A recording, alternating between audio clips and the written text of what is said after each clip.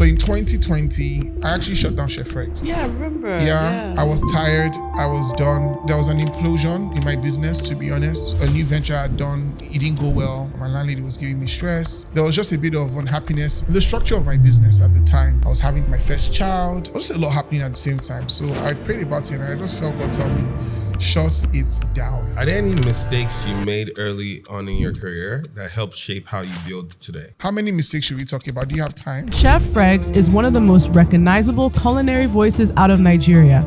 A Le Cordon Bleu trained chef who took the fire French technique and brought it back home to create something entirely his own. It seems easy to build a food business because people like to eat in this country, right? But the hard thing is there's no real structure and path for you to follow. So when you're registering a food business, it should be very clear that an agency you should maybe walk through, pass through so that you understand what's happening. From hosting amazing dinners that changed the way young Nigerians saw food, to navigating the chaos of running a business in Nigeria while still keeping his joy and soul intact.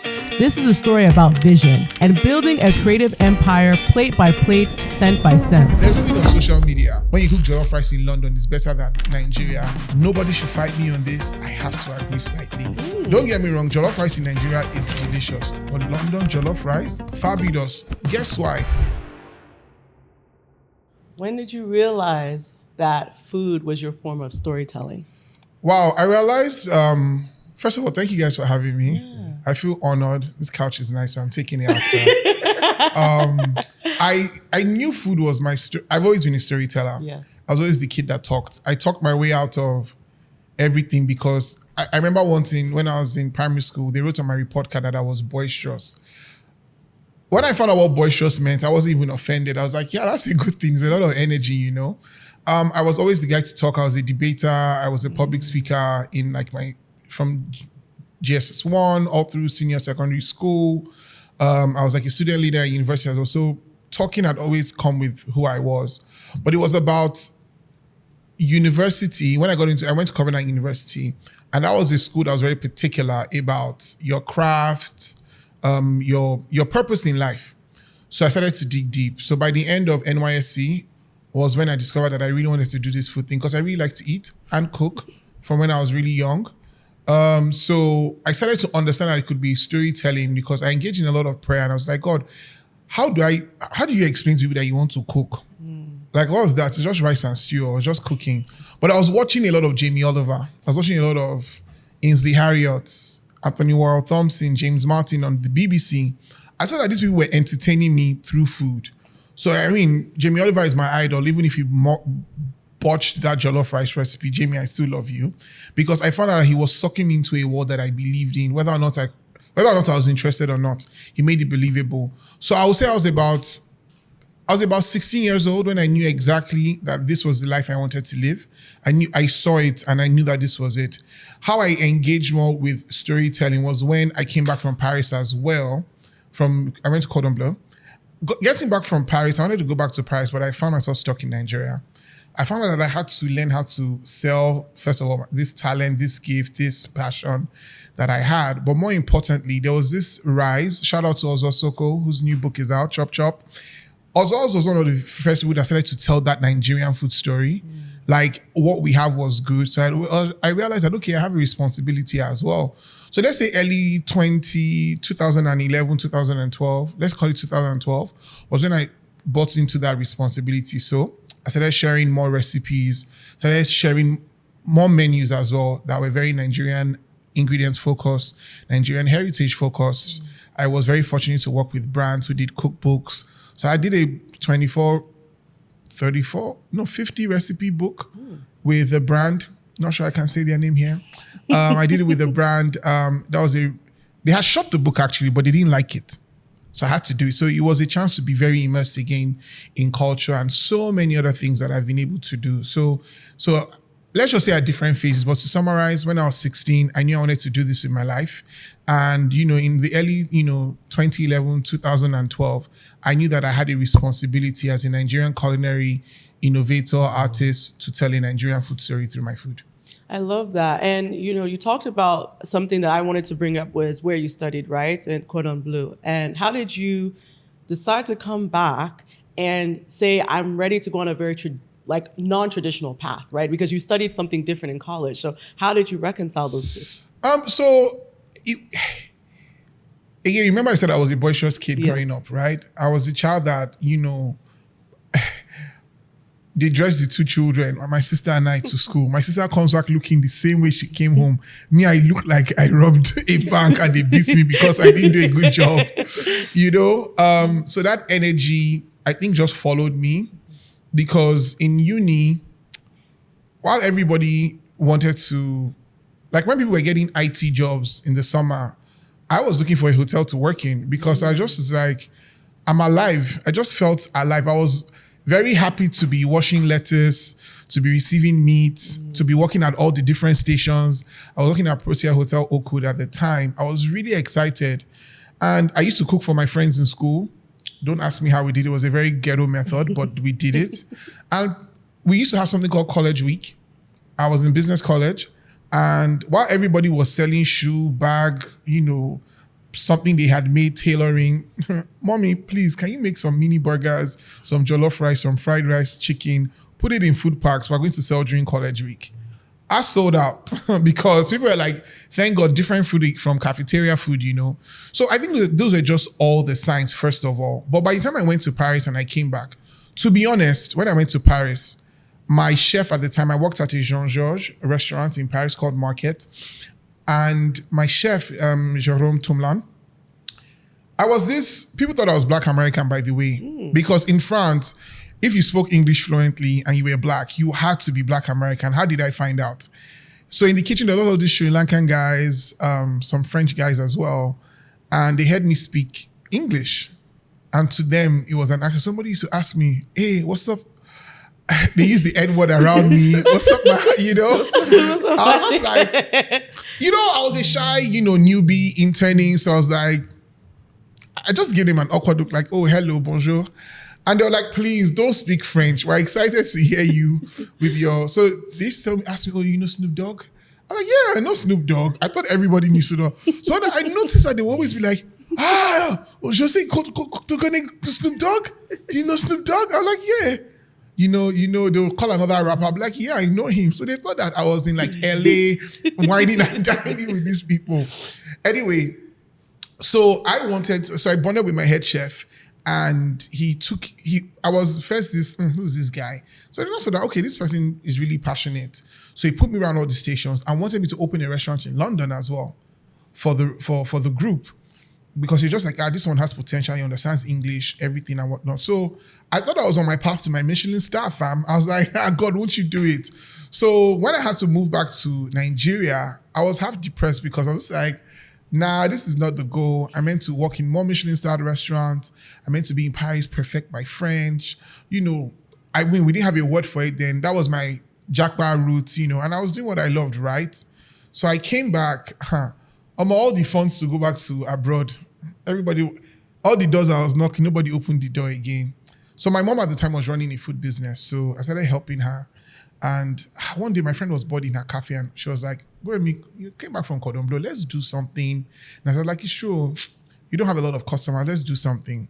So I did something that eventually became Chef Fregz Special. I went from doing 3 at her cafe and like another, my math is off. How many? I did 12 in total. I used to use Get Arena at the time. So that was at the time. That's throwback. That's a throwback. I almost said Get Arena of blessed memory because it's that bad. I did 13 actually of those. So that was when I was like, wait, I have something on my hands. Because the whole Chef Fregz name even came up when I was in Paris. I was on my bed and I just was going to do my Twitter and I was like, oh, Mr. Fregz. I was like, nah, we paid too much money to be chefs. Chef_Fregz. And boom, it's stuck. So I'd done the Chef Fregz special and everything. It was, again, that's why I said early 2012. That was when I was like, you know what? This thing, there's something here. The next thing, I was cooking for multinationals. Diageo was calling and they've been faithful clients till today. I've had most of my clients who have been, my clients for the last near 15 years, so that was how that took off. What's the hardest part about building a food business in Africa or in Nigeria specifically? It seems easy to build a food business because people like to eat in this country, right? But the hard thing is there's no real, we don't have, I mean, it exists, so guidelines, regulation about how food business should operate, but it's not widely available. There's no real structure and path for you to follow. So when you're registering a food business, it should be very clear that an agency you should maybe walk through, pass through, so that you understand what's happening. But because low-key anyhow works, so you don't have any of those things. But it's when you now grow and you're now big, sometimes maybe you now realize, you have to do food safety. You have to do, you have to know these agencies' requirements. When you cater for a party, you can't have food poisoning, all those things.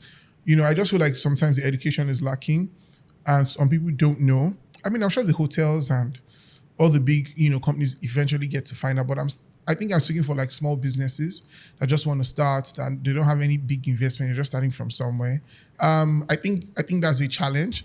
Another challenge has just been the volatile, inflation rates. For example, food is something that is very emotional to people. They want to eat to enjoy first, and get full later. Or sometimes they just want to eat to be full and enjoy later. But at any point, food can be expensive. I know there's rice at home, but that's why a food business exists. Do you understand?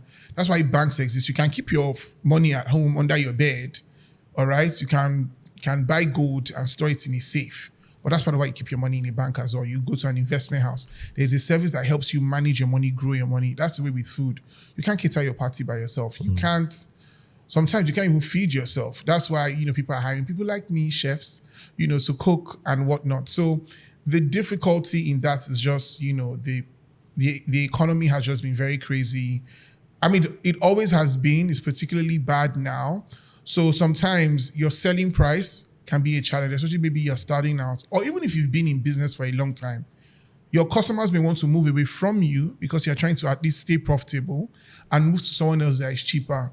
They may eventually come back because they will know that the quality is different and whatnot, but you're going to suffer at some point. Another thing, I mean, maybe with all businesses in Nigeria, sometimes is the human capital. Doing a food business is very strenuous work. It's very human capital intensive, and it's very energy. I've opened a creative agency now.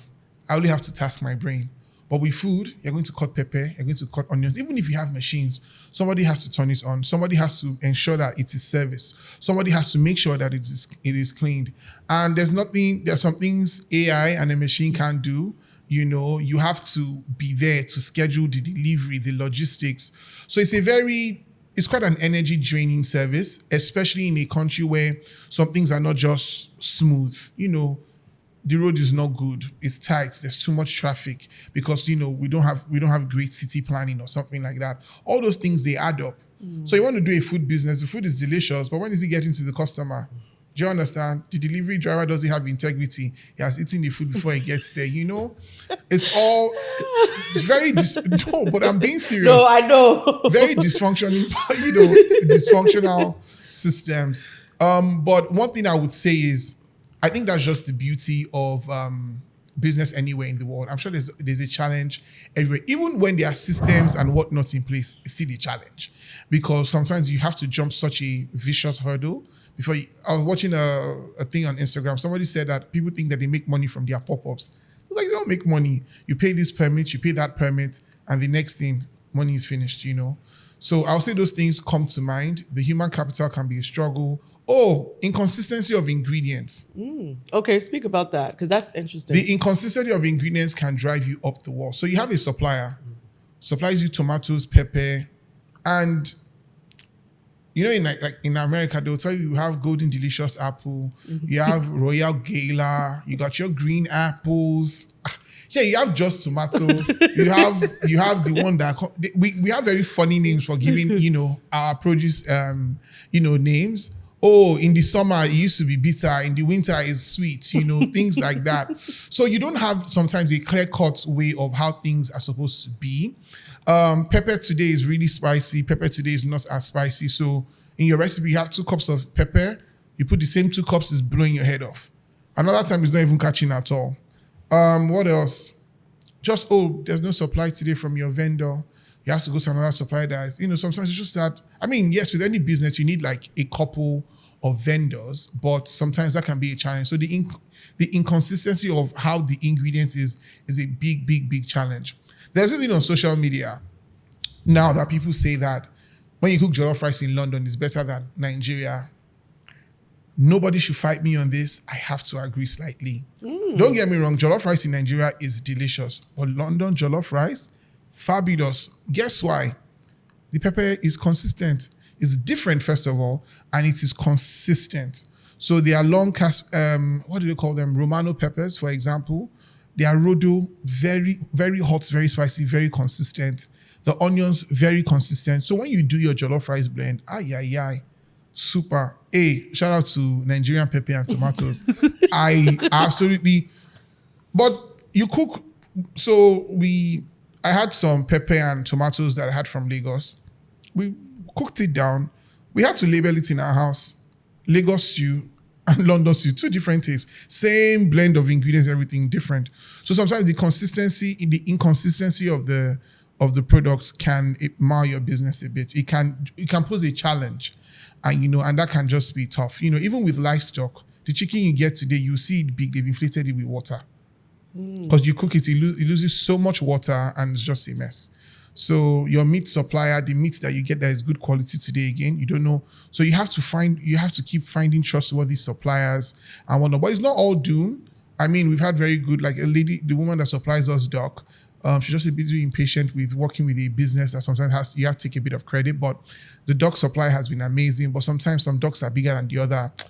Just see inconsistency. Voila. Wait, I didn't even know we had ducks. Boy, our ducks are delicious. Wait, where are these ducks, please? In Mushiyo, Shomolu. What? Yep. I'm learning something new today. I didn't know we could get duck. The duck so let me tell you, Nigerian duck, very good for like slow cooking. The breast is a little tough. So I would advise you to make like suya or something with it, something that you don't care about. We put it in stew sometimes. But what they call it, you see that the duck leg of Nigerian duck, chef's kiss. You confit it, you braise it. We make a palm oil stew with it as well. I'm getting hungry. And we've been fasting. Y'all Lent? Yeah. Please, I beg. We've been fasting, so we're like 36 hours? I thought you were going to say one of the things that would contribute to the consistency of the jollof is 24-hour electricity too. No. Well, so I'm saying London has 24-hour electricity. I've not mentioned power because I think even the billionaires in Nigeria are paying through their nose for power. Power is too easy a thing, but I'm fortunate to be in a space where we have 24-hour supply. Okay. We pay an arm and two legs for it, but it's the price you pay for a level of consistency. It's the price. Are there any mistakes you made early on in your career that helped shape how you build today? Any mistakes that I made that helped shape how I am today? Or how you build today too? How many mistakes should we talk about? Do you have time? We have time. I think one mistake I made early on, one mistake I've been making, honestly, not believing myself enough. I think there was too much first of all, I didn't know what imposter syndrome was, but I had it a lot. I believed too much in it and I didn't know. So that was the danger. Imposter syndrome kind of just crippled me a bit because I didn't realize that I could walk up to people and ask them for like money to expand, for example. I was just I'm not a big risk taker when it comes to business. I can take a risk on putting 3 extra cloves of garlic in the sauce, but to tell somebody that I'm worth 100 million naira investment, they will look at me. I didn't really believe in my own sauce, and the sauce is good. But another mistake I would say that I made was I didn't structure on time. I ran my business like a passion project that I swore was a business for a really long time. I really only started to structure my business maybe 4 years ago after I hit rock bottom. So in 2020, I actually shut down Chef Fregz. Yeah, I remember. Yeah, I was tired. I was done. I had a bit of an in-house. There was an implosion in my business, to be honest. A new venture I had done, it didn't go well. I needed to leave my office area. My landlady was giving me stress. There was just a bit of unhappiness in the structure, in the structure of my business at the time, I was then trying to put in structures and whatnot, but some things were not just meshing and gelling. I was having my first child, and there was just a lot happening at the same time. So I prayed about it, and I just felt God tell me, shut it down. And I was like, actually, yeah, that sounds good. So I decided I was going to be a house husband. My wife was making good money. I wasn't shy. I was like, you know what? At least I've been trying. Let her bring money. I'm Kukuma know how to decorate the house. I'll take care of our child. I'll be a good daddy. Brownie points, right? But I started to pick up slowly because you can't run away from your first love, can you? You know, this is my life. So I built back slowly. But one thing I now realized, I was like, I'm not going to run it as a passion business anymore. So I took more structural classes on how to structure your business. You know, Tracy Diamonds, Trisha Biz. I was taking a lot of classes and educating myself how to do things properly. So over time, how it has shaped me now is that there's no decision I make that doesn't have vision. It has to have a plan, a structure. It has to be, like as Chef Fregz now in my business, we don't just say things like, oh, we had a successful event. Why was it successful? What metrics are we using to judge ourselves that is successful? So I think me seeing how running it because, you know, I'm not saying I hate my teammates or the people that work for me or with me, but before it was, oh, we're a family. There were no reprimands or no consequences for bad behavior. I would scream and shout, but now I don't scream. I always tell people, I said, I'm turning 40 very soon. I can't be having high blood pressure. So, oh, you did this after you were given an instruction. Okay, admin will email you, you face the consequence, and I move on, you know. So I'm just a bit more head on in the game. I'm more strategic. And I just have better vision for who I am as a person and for my business. I love that. Can you even speak to when it shut down? Was it because of there wasn't the right type of people buying? Was it like more of like a financial flow issue, or was it more of like an internal? It was a mixture of everything you just said. I was just like, were you there? So there was definitely my friend Shea Bandele of Paid HR. He said, Burami, the reason Fregzz at the time didn't do well, I mean, y'all thought they did well on the outside. On the inside, we were struggling. Like, Burami, we didn't just fund it enough. You need somebody to throw in money so that you could keep your operational costs up while you were running things. But again, I told you I wasn't a risk taker, was I? Then, you know, there was just human capital problems, you know. We're falling apart. There was trust issues. I mean, it's all water under the bridge now. A lot of them are doing well and whatnot. But at the time, we're not just agreeing, because there was that thing of we're working as a family until it didn't feel like a family anymore. And so I think people just felt hurt, and, you know, I felt hurt too. So we're all in our feelings, and that wasn't working anymore. Then it just needed to halt as well, because literally our office was, you know, this classic Nigerian landlord thing. They watch you update their property, and they are not happy with the business that you are doing there anymore. They send you packing so that they can now rent it to a more quiet tenant. And after you've done a lot of upgrade, you know, to their spot. So, but yeah, I just took it in hindsight. That needed to happen. And I know I sound like therapy right now, but I needed the worst needed to happen for me to figure out what I was really made of. So yes, it was a combination of all those three things that, you know, there was a financial, it wasn't just, the financials were not making sense, because we needed to push marketing, we needed to push cost of production, something just to give us a little bit of like a lift before we could fly on our own. So that happened too. But I saw yesterday you just launched, right? So I just launched, you know, 4 new brands. Please talk about it. I want to understand the business behind it. Yes. So again, I hit rock bottom again, by the way. I think rock bottom does not respect if he has hit you once before. 2024, I hope I speak for a lot of people, if not everybody, it was just kind of a weird year. And it was weird for me because, I mean, I'm in between London and Lagos, and with my family. My wife had this great opportunity to work at a really great, I don't know, can I call them a multinational, but it's just one of the top companies in the whole world. She was heading a division until everything shut down. And, you know, with me in London trying to build again was kind of tough. Very tough. So you have one child, you have another child coming. You're like, hey God, what's going on? And, you know, my business in Nigeria, Chef Fregzz, was my business in Nigeria was doing well, but wasn't doing as great as it should be. That's the truth, because it exposed that people were, Nigerian clients. Where is Chef Fregz? We can't see him. I'm like, if you don't want me to grow. So I think there's another challenge. Some clients feel like they're paying to see me. Why am I not there? Why are they seeing my staff? But I'm just like, so they too, they are growing. We need to be able to do more dinners. We need to be able to do more private events. We're trying to grow into it. And my thought process was, Gordon Ramsay, for example, he's not going to every dinner. He has set up something that works. In fact, Gordon Ramsay makes money as Gordon, and he makes money as a restaurant business as well. Yeah. And that was where I needed to evolve to. So making that transition was very hard. It was very, very, very hard. But for the last 2, if not 3 years, I started to see Fregzz Apote as a halt, not a goodbye. I started to see it as, you just need to make it work. It's a good thing. Fregzz Apote has rebranded into something I've called Jaye. Jaye Yoruba means to enjoy. It means to enjoy in the world. And the tagline is, to eat is to enjoy, and to enjoy is to eat.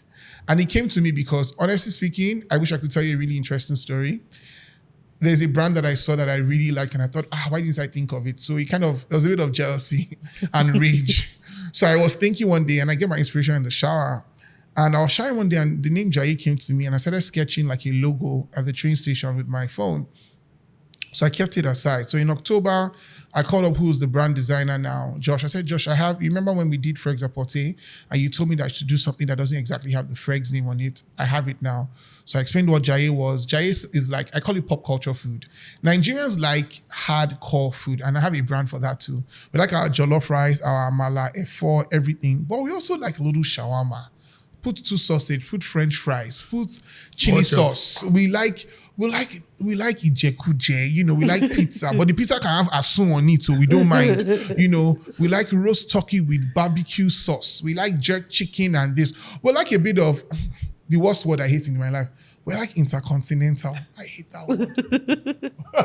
We like continental dishes. We like a bit of, or we like what a lot of my chef colleagues are doing these days. You take jollof rice, but you put like lots of asun. You put a spin on it, seafood jollof rice, seafood okra. We like spins. So I call it pop culture food, things that are trending. We like taco. We like a little pulled smoked, Tozo smoke. Shout out to Chef Isume. Smoked 7-hour Tozo taco with rodo that we got from the south side of the mountain in Jos. And we made a little chili out of it. We love a good story for our ingredients, So I call it pop culture food. So that's Jaye for you. Jaye is meant to, cater to like the after party. I mean, when you guys are getting married, I wish now that Jaye existed. I would have done it. But that kind of after party food where it's like little bowls of nice things going around. Want people to be able to order like a nice burger, like a nice special. We have so many, like the top thing that we do, I think, is between our Thai style fish with jasmine rice. And we have this something called pamol jambalaya that has like a jakika, braised tozo and beef. We have some chicken pieces, some shrimp. It's just I know. It's just like a whole lot going on, but it's delicious. Then, stuff like that. So it's meant to like, you need a pick me up. You want something special. You can order it to your house. You want just like a tray of pamol jambalaya, Thai fish, whatever else we have on our menu. You just get it to you straight to your home. You book us for your parties, that kind of thing. Then there's Fregzz. Fregzz is for anybody watching who doesn't know. Means more than Yoruba as well. So it's an ode to my mom. My mom is my first chef example. She made best food, growing up. So I've been nursing the idea since 2019 to do a brand just modeled after like her cooking. But I wanted it to be something very simple and direct. It's just fresh fish stew, asaro, some soups, and jollof rice, fried rice, and chicken. Very classic Nigerian party food kind of vibe. That's what I'm going with. So that's what Fregzz is going to do. Fregzz is going to just like I want to introduce people to more soups. I think we're not eating a lot of like Nigerian soups. When you think of Nigerian soups, you already think of eforiro, egusi, okra, maximum, and that's it. But it's so much more. I mean, people try and venture into bitter leaf, but I don't think people are eating oha soup enough. I don't think we're eating mee and taushe enough. There's so much that we're not doing. So I want to try. But knowing my people, we end up at eforiro and they go say, oh, Chef Fregzz, while it was nice, please, can we just have that goat meat effort? Thank you very much. People like afang soup. Mm-hmm. That's him. He loves people love afang soup. So, stuff like that. We want to just we'll do that on a weekly basis and see how it goes. But it's a limited, but because we want it to stay true to just like home cooking. Because at the end of the day, maybe we'll have an ofada rice sauce, there as well. Then there's Canapés by Chef Fregz. Canapés by Chef Fregz was already on the Chef Fregz menu, but the problem was people equated Chef Fregz to just fine dining and private dinners. So it occurred to me that the canapé business needed to stand on its own so that, when you see it, you don't bond with private dining. You instantly bond with, it says canapés, so you just think, oh, I'm having a party, I should call Canapés by Chef Fregz. You don't need to see me there. You don't feel like you miss me because it's just finger food going on. There's no attention to like maybe storytelling detail, chef experience detail. So I realized that was money that I was, leaving on the table because it was hiding under the bush of Chef Fregz. So the last brand that I have, so again, the Canapés by Chef Fregz brand is targeted more to the event planners. We want to do like box of, you guys are hosting at home. We just want a few bites. You can order a box. But it's really for events, your wedding, you're hosting your shareholders. What you want, please, if you have 5,000 people you want to feed, we can do it. Just accept our invoice. That's what that is, caters for. We can get it as bespoke or as, the way it is on our menu as possible. But I think my favorite brand that I launched is a true expression of who I am. For a very long time, I gave up my creative genius for free. I didn't even think that I could exchange it for value, for money, until I did something for a very good friend of mine. She's a client, mentor. She wears a lot of hats in my life. She said, oh, Bubemi, please, my EA is a really nice guy, but I hate the way he dresses. I really, really hate the way he dresses. You know fashion. Please, can you just get him some clothes? I've given him money. He always buys nonsense.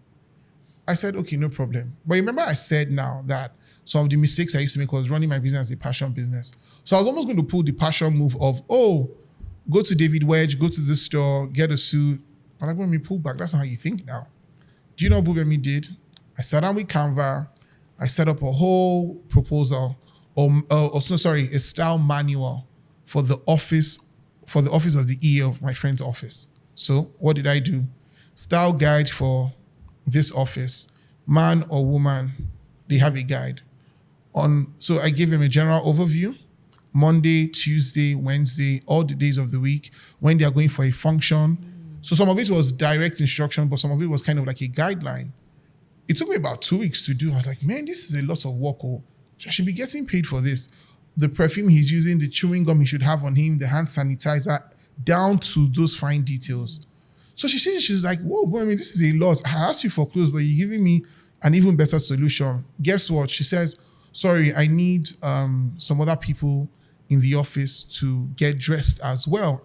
What can you do? Because there was already a template, the vendors that made the clothes just got an instruction. They made the clothes, boom, they had that. I get another call. Hi, Bubemi, please.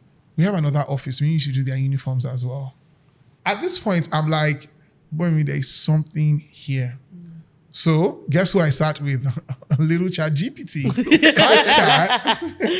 Hi chat, what's up? So my name is this, da. I'm noticing the next thing, I asked it for creative. I said, I want to launch a creative agency. I'm great with image consulting. I'm great with also telling brand stories or storytelling in general. So guess what? Apart from this, so we sat down, chat helped me come up with the name, the Fregzz Atelier. So and I like the Atelier because it has a fashion word to it. And also Joe Robuchon, I've been to his Joe Robuchon Atelier to eat. So I was like, you know what? This makes sense, the Fregzz Atelier. So another thing that convinced me was I had lunch with my friend. He's a chef in London, but he's a pastry chef. And I was like, Fregzz, I need to make some extra cash. My salary is great, but, there's just all these bills. I need to send money home. I just want to know that, okay, there's good money. Said he wants to start, that his apartment is too small to bake cakes. His apartment is nice, but just thinks he starts baking cakes. And I said, oh, you're going about it the wrong way.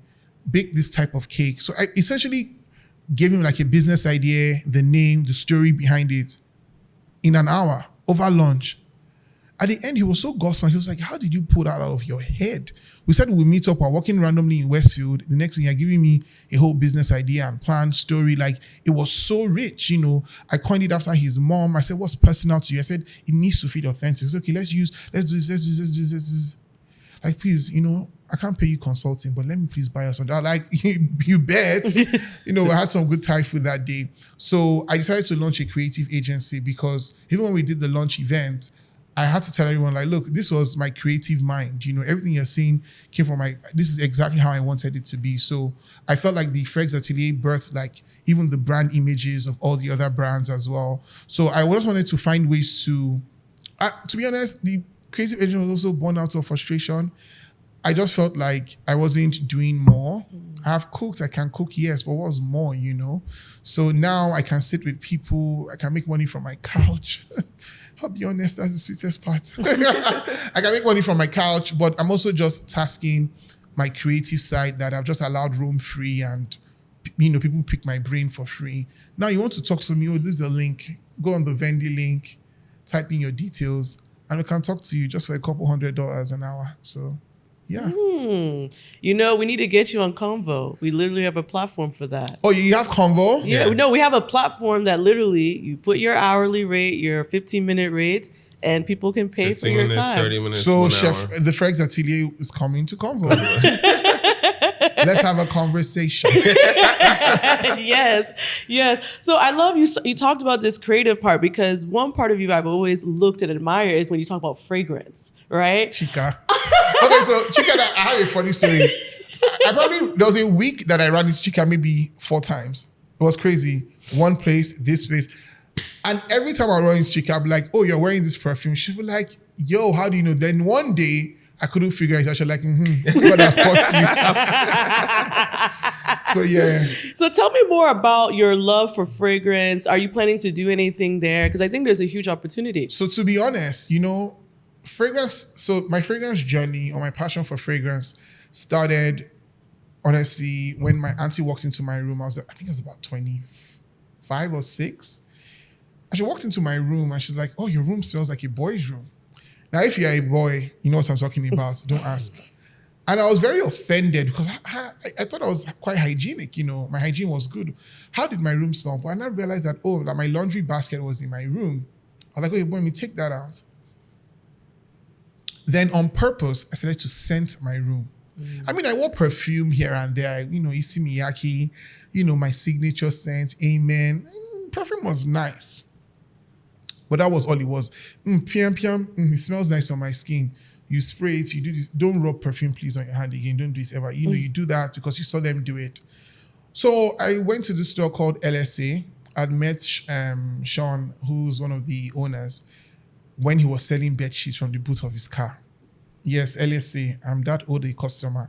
So he told me he had these candles from a brand called Acapelagio, I think. And I bought something called the rose candle. What? I went back and I bought more candles. I gave my mom to put in her room. I wanted all the rooms I went to normally in the house to smell nice.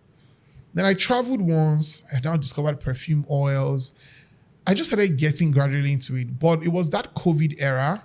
And I found out that they were, so fast forward from like 2004, 2005, all the way to like 2020, 2021. Started hearing that there's these people called frag heads. Like, who are they? Like people that are really like obsessed. So I found out there was a community. So I was like, maybe I'm not crazy after all because I couldn't walk past a diffuser, not smell it, not try it, and probably buy it, you know? And I also was very obsessed. I started buying perfume a bit more. My friends would give me perfume. I would get it as a gift and I liked it. But I started to study it. The note breakdown. Who was the perfumer? Who did this? What house is it from? When was it released? And me, I'm an ethical sometimes. When I get into something, I get into it. Sounds like my husband. He's obsessed. So I went from owning scatter shower numbers of perfume. I said, you know, it was like a drug. 100 bottles, 150 bottles, 200 bottles.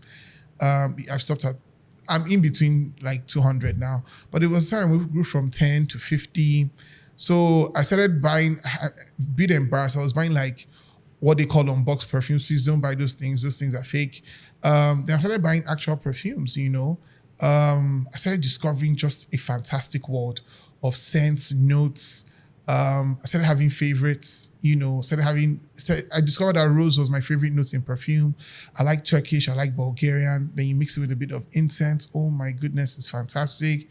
Then I have my seasons. Like today, I'm wearing a passion fruit oud, for example, with some extra, like a salty marine accord perfume. It's the Creed, it's the Creed Millésime Imperial with, what's the name of this guy? What is the rose one? No, Oud Maracuja from Maison Crivelli. And I've met Thibaut Crivelli, for example, who's the owner of Maison Crivelli. I've been working directly with the Creed fragrance house. So it's just been an amazing journey. Wait, explain more when you say you're working with the Creed house, please. I'm a brand partner with Mountain Place in Nigeria. So, and they're the official distributors for the Creed brand here. So shout out to all the other people selling it. Y'all are not legit. Where are you getting your bottles from? Anyway, I'm a partner, and I've been very fortunate that Creed has done some intentional campaigns, and I've done 9 of them now. Wow. I've done 9 campaigns for Creed. So proud, so excited. All hits. I've also done Ajmal as well. I've done about 6 campaigns for them too as well. I've also partnered with Mountain Place to do something I call Eau de Fregz. So you sit down to dinner and the food you're having is inspired by the notes of the perfume. Stunning, right? I made like a peach egusi salad the other day. We did like a minted green curry with some chicken and lamb because we had something that had a very herby, grassy notes to it. And for dessert, that was easy. It was like chocolate, vanilla in the perfume. So we did like a toasted white chocolate ice cream. We did like a chocolate soil with some, just I need to be at these dinners. So we're going to do another Eau de Fregz, maybe Easter. So I'll invite you. Okay. So my world, almost all the perfumes at the Mountain Place range, I'm in love with. My collection now is very based on deep research and study. And you asking if I'm going to do anything about it, release my own line soon. All I'll say is that let's watch and see. Let's watch and see. I'm not as excited to own my own stuff yet, but I'm very excited to be in the space in that light for now. That's all I'll tell you. Okay. We've been able to export African culture in terms of Afrobeats, music, movies. It seems like, we're now getting into the wave of our food, our fashion. What do you think it's going to take for us to scale African food globally, similar to Italian and Asian cuisine? What is it going to take? Honestly, it's just unity, man. We just need to be, everybody needs to, okay, we have a cultural bias to even our own food. Let me put it like this. We just need to be united, not to have a bias, and do what all these other industries did. So I'll start with fashion. I remember when Diola Sego was making $1,000 dresses in the late 90s and early 2000s. Because my auntie got married in 2000, and her dresses were already like, whoa, how dare you make a dress for 100 and something thousand naira? And her dresses were couture, That was when she was like, we can be on the runways of the world. The Tiffany Ambers, all you that started, those are the people that put their neck on the chopping block. And that is why all these brands, Lisa Folawi, all these brands, that's why, there's a craze and whatnot for it. I think people like me, I'll say the Ozozis again of this world, Tolu Eros, have been able to find ways in the diaspora now to say, hey, look at us, we're here. But I think what is also fortunate for us is that, like you said, fashion, music, the music in particular has exported the culture. So people are like, okay, what else is cool about you guys? You guys dress well, music is fire, how far the food? Thankfully, Jollof Wars also got us a little bit of traction. But now, it's like saying the door is open. How are we walking in? Are we walking in with tattered clothes? Are we walking in looking sharp? So I would say that people like me who are already doing the work, but when I say unity, you have a Nigerian auntie that will tell you, this eforiro you've done is not authentic. Auntie, we were selling eforiro to somebody from Denmark. They've not eaten eforiro, but you can't give them too much pepper. The thing also has to look like what they understand is food. So you want to sell in let's call it Borough Market in London. Borough Market or Spitalfields. Very beautiful market as well, where they have like lots of open air, people selling stuff.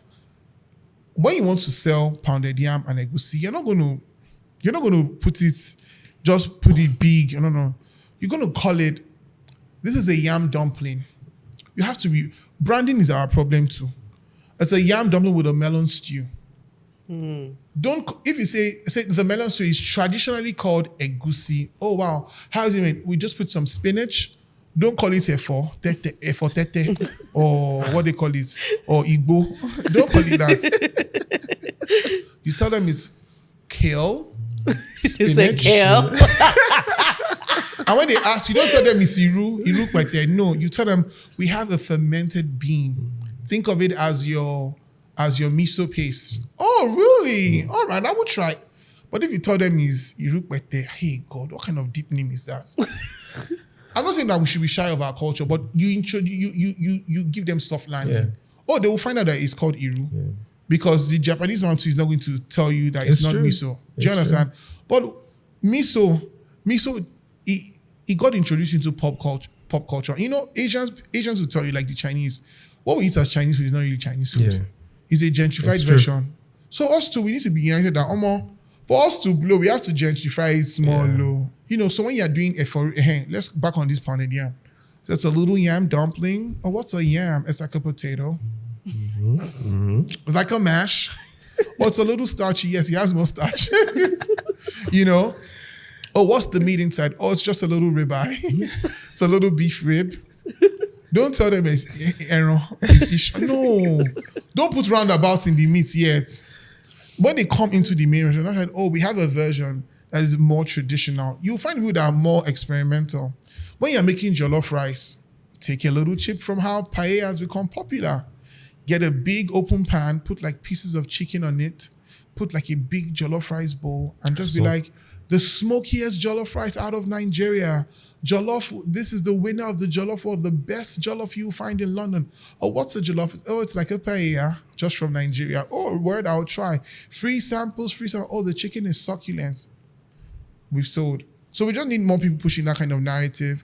And, you know, I'm not saying there's this argument about, oh, fusion cuisine or not fusion. No, straight down Nigerian food is fine on its own.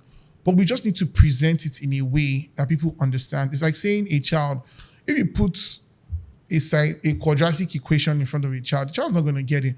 But if you break it down in a way he understands, he'll still get the answer. So that's what I'm just really trying to say.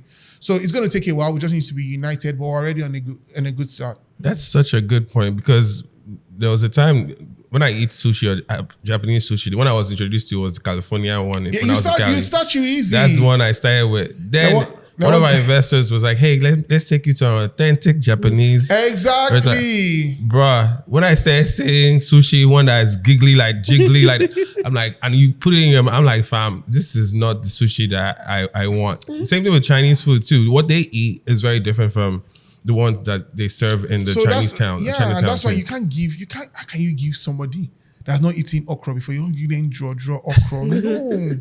Shout out to Chef Wu of Onjeko. Yeah. She has this like stir fry okra she does. It tastes exactly like local Nigerian stew, but she has done it as a stir fry. She put a nice piece of prawn on top, put a little green tete oil, but she's not going to call it tete. So we've done a Nigerian green oil. Then she fries some crispy greens on top. She may call it tete. And when they ask, what's tete? So it's a crispy green that grows locally. And oh, fantastic. There's texture, there's beauty, but she's still introducing them to the authentic taste.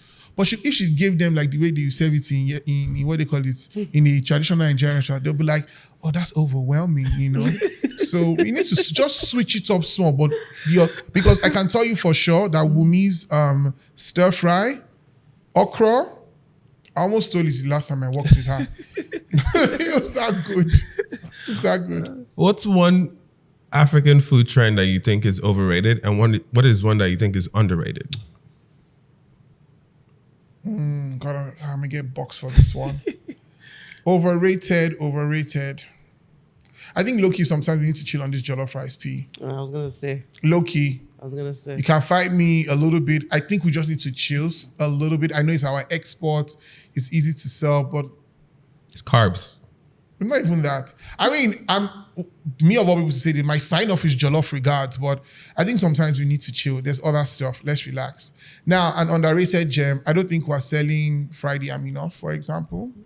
Fried sweet potato with chips now. I don't think we're selling fried yam is goated, sweet potato chips.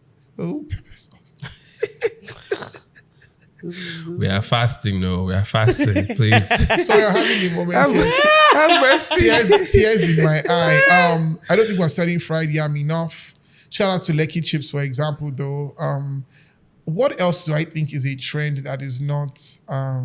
Like, what ingredient do you feel like we should be using more or should be brought to the forefront? I mean, I think we should be exploring iru, fermented locust beans, in other ways apart from soup. I think we should start thinking of it like a season to barbecue meat, for example, roast fish, put it in curries. Most stews need to have it. Like, I think we should explore that. I put it in dessert actually as well. I think we should start seeing it more as a better versatile ingredient than that. I like that what a lot of chefs, including myself, are using uyayak. It's the precursor fruit, the 8-inch fruit. It's very toffee, vanilla, tonka bean kind of, chocolatey flavor. We use it in banga soup, but now we're seeing it used as a syrup in cocktails. We make a great syrup and a cocktail at Chef Fregz as well. We use it in ice cream. It is to die for.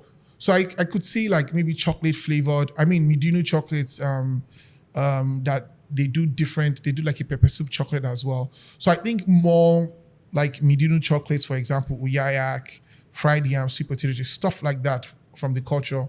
We need to shadow a bit more. I think the jollof train is tired of driving. It needs a rest. Don't fight me, please. It's not my favorite food. Okay, Chika, I will fight you a bit on that one. So, question I have is around, because you talked a lot about this is my passion, and I now had to realize it's a business. But do you feel a bit sad that this passion is now a business? Like, do you feel like it changes the dynamic? I won't say I'm sad. I would say it's more frustrating sometimes because I will not lie. Some days I still catch myself trying to be passionate over thinking like a business person. So, and one of the ways I surrendered was that I had to hire a business manager. Yeah. So that, somebody's there to catch me even when I'm, I swear, I had a debrief meeting this morning and I had to confess to my team that some of the brands we worked with this quarter, I was nervous in my ask for what I wanted because I was scared that they wouldn't give it to me. And because I didn't want to lose it, I lowballed myself. That was passion. So it happens sometimes. So that's why I have a business manager to solve that problem. Somebody who's, and I call myself out. I was very vulnerable with my team this one. I said, guys, next time, before I make some decisions, my business manager needs to, like, are we sure this is the right thing? I taught my guys my formula. Did we do the right ask? So I would say I'm sad. I say it's more frustration. And that's why I'm happy to have my creative agency now. I can be passionate all I want. Somebody else is going to pay for it. So speaking of this, do you have like a coach or a therapist or someone you work with to help you through these blocks? Coach and therapist, I have my wife, first of all, who I don't talk to, but she notices that I'm frustrated. She's like, yo, you're frustrated, what's up? Because there's that, man of the house, you don't want to, you swear that you're vulnerable, and sure, she can see my weakness, but come on, Faith, you have to be a bad guy a little bit. But she's like, nope. Something is off. What's up? So I speak to my wife a lot. Then I did get, I have mentors that I speak with from time to time just to share my frustrations at any given time. I have mentors for different things, but I have a few people, older friends that I talk to. I'm like, look, I need a session. I need to speak. I was in therapy in 2021, and I still use some of those materials till today. But I'm mostly good these days. I'm mostly better. I've had, senior friends and in the industry who are actually like family to me.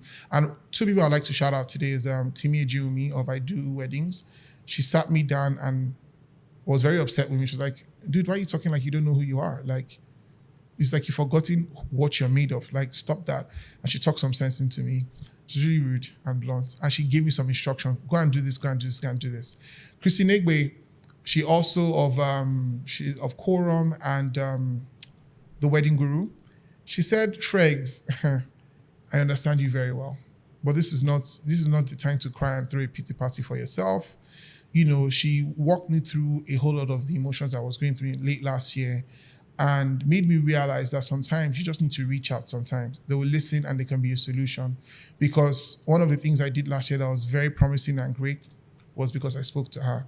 So I would say that I do have those pockets of people and it's helped a great, great, great, great deal.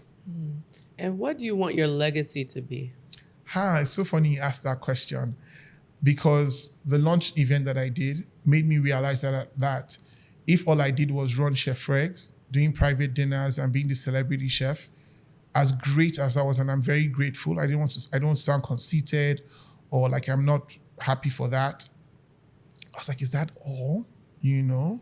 So my legacy now is, apart from raising two incredible boys, is to raise more young men, more young women in this industry to be very empowered by doing this food business. A lot of businesses have people that just work for them and they go, there's always turnover. But I actually want people who are going to, I told my head chef of our Chef Fregz. Chef Fregz is not a group, by the way. It's not the Chef Fregz group. I'm so proud. Can you guys clap for me, please? Thank you. When I was doing all the whole, the legal and everything, I was like, A parent group, very good. So I want the legacy to be that the people that worked with me, that started as waiters, plate washers, they became the operations lead. They became the VP of this. They started taking strategic decisions and they trained the next gen. And it now becomes this actual structured organization. I told my head chef, I said, Wayne, I want you to buy a car and I want you to rent, not stay in your parents' house. I want you to rent a place you live because of the salary or the investments that you are reaping from here. So if a bunch of my of my team leads with Jaye and Fregz, for example, they don't just earn a salary, they have stake in the business now. So I wrote them into it. People said it was a silly thing to do. But I was just like, no, these people slaved hard because of a day like this. They suffered when our parent company wasn't doing so well. So I want to give them an incentive, not just to stay, but an incentive for them to dream and vision as well. Bruh, it worked like a charm. Wayne is so locked in, he's so dedicated, he really has ownership mentality, which was something that as much as I taught it, I had to show it as well. So that's the real legacy that I want to have. And also, apart from doing great things, like I said, for my kids, I want them to grow up and know that their dad and their mom did something that they put things together that, was for them. I want them to know that we're kind, we're thoughtful people, and we're visionaries in every sense of it. I think that's what I'm most bothered about the legacy for now, because I said it at the launch that I want these guys here. I don't want it to be, I left my job. No, we grew something. Even if they left, there's evidence that this thing followed them. This Chef Fregz, this thing, it touched them. There's evidence that no matter how many jobs they work, there's evidence that Chef Fregz did this for them because they didn't just work and get salary, they ate a good fruit from working with me. And actually, I actually love how you say that, because it reminds me, because you talked about Gordon Ramsay. So do you see yourself having restaurants around the world? I do. Remember how I said I was not a risk taker? Yes. I think something has woken up inside of me. So they've been talking about restaurant for the last 2 years. I have concepts, but I'm taking my first bold step to actually start conceptualizing a restaurant, so there's one. And they say when you start one and you do one, the rest is history. Fregz and Jaye, I want them to have, how do you call it, brick and mortar locations. I want them to have actual locations as well. So there will be restaurants. And I'm very interested in still chasing my personality on screen. I still want to host TV shows. I want to do more cook tours. I want to travel and eat and talk about the food. I want to go to Thailand so bad. So if you're watching and you want to sponsor that thing, look, what am I doing? Just sitting down with Chika, So I really want to do what Gordon Ramsay is doing with Gordon Ramsay. I know he's not everybody's cup of tea, but fam, I would buy whatever that man is cooking. I'm there. I respect and love him so much. I know he has said Marcus Samuelson in his book alluded to him being racist. I hope he has grown from making ignorant statements like what he said in the book. because I read Yes Chef by Marcus Samuelson. I think everybody needs to read that. Fantastic book. But Gordon Ramsay really inspires me because he's such a personality on screen and such a force in the culinary industry, like doing his restaurants and whatnot. And he has different expressions. There's like Bread Street Kitchen, there's burgers, there's the fine dining. I'm like, yes, that's who I want to be. I want different expressions of my business. So yes, it's coming. Okay, I love it. So we're doing the fire round. Yes. So we have a rapid fire fun round. You just give quick answers to the question. Sure. What's your guilty pleasure food that would shock people? Oh, this is easy. So just plain boiled spaghetti, like hot. It has to be hot from and a little bit of the pasta water in a bowl. Obviously, it's been salted, right? And I have to eat it hot like that. My favorite thing in the world. If I want to be extra, throw in a little bit of good quality olive oil, like Atili olive oil, for example, some black pepper, or maybe chili oil. What's the first dish? No, Chika is still in shock. Because you said you pasta water. Because I don't want the pasta to be dry. So I have to eat it piping hot. So I have to be eating it from the stove. Delicious. No sauce, nothing, just that. Yeah, you guys are in the pasta crowd. I don't do pasta. Oh, we don't do you either. Yeah. You're not better than us. What's the first dish you ever messed up so bad that it scarred you for a bit? I was maybe 8 years old. I burnt eggs and my father whooped me. He's like, do you want to burn the house down?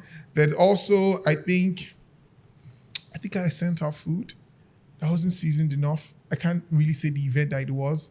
And people ask, they judge my whole career like, dude, after Le Cordon Bleu, you can't salt food?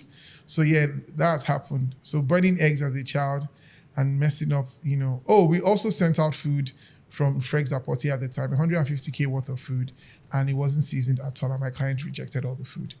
Yeah, scarred me for that year. Okay. Good. What's your favorite restaurant not owned by a Nigerian chef? Not in Nigeria. In general. Anyway, my favorite not owned by a Nigerian chef. I'm really a hole in the wall restaurant kind of guy, honestly speaking.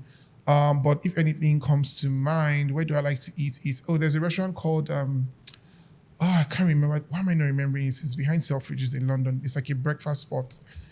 Odla or something. We'll come back to that question. I don't know. I'm forgetting the name now. As long as you're not saying Harrods, because, No. yeah, please. What's one smell that always brings you peace? One smell that always brings me peace, a good smell of Or a scent. A good peony. Like peony flowers. I just like how soft. It just, because you said brings you peace, I like other smells in a room, but I really, really like the smell of peony. I just think of true, tranquil, true sense of rest and just love and softness and, good desire. That's what I would say. So peonies. Okay. So the last one. If there was only one dish you could eat for the rest of your life, what would it be?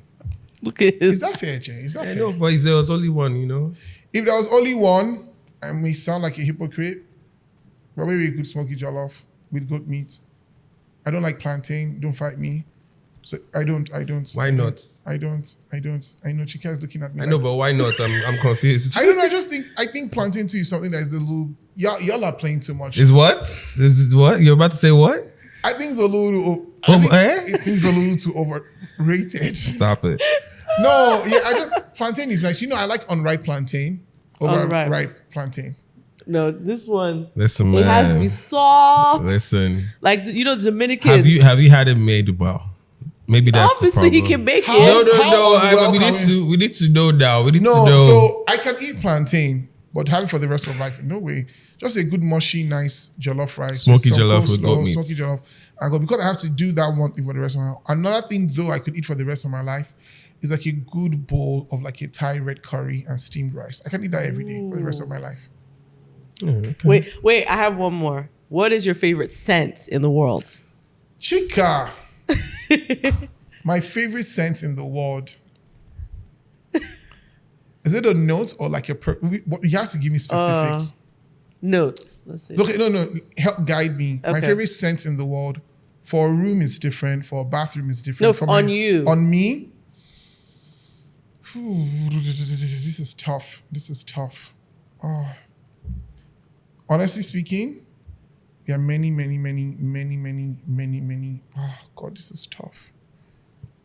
Whew. Okay, help me narrow down. It's between 4. Okay. Iris Malikan from Maison Crivelli, very creamy Iris number. Then there's Art of Seduction from Perfumology. She's a Nigerian perfumer. Just a chocolatey patchouli bomb is sweet.